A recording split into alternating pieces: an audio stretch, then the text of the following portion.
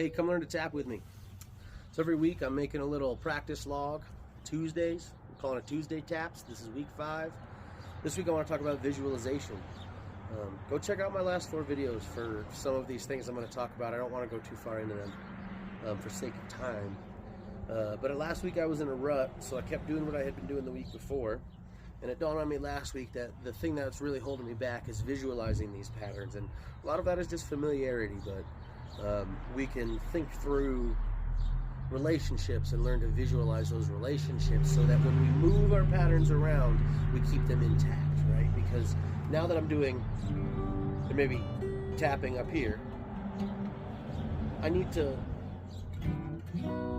so where's that one? Now that I'm on this chord, I've got to tap. But how do I know that? You know what I mean? And the answer is you just have to pay attention to the relationship. So if I started here, right, that's a G. I'm on 3 and I start tapping on 10. So that's 7 frets. So if I'm here, I'm on 7. Now I need to go to fret 14. Does that make sense? So now I don't want to do the math in my head. So I try to visualize that. So I might just practice just the first note. So then as I do that, I start to visualize it and I realize there's a connection there that can help me. It's just the 5th that I'm starting on.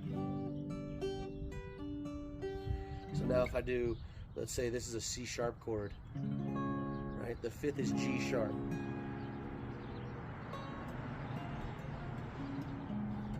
Might not be quite in tune. Little things like that if I'm doing a scale.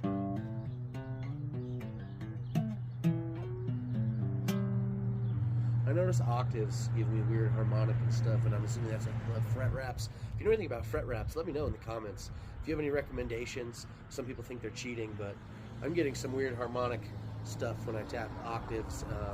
5ths work really well, but even leading tones tend to be,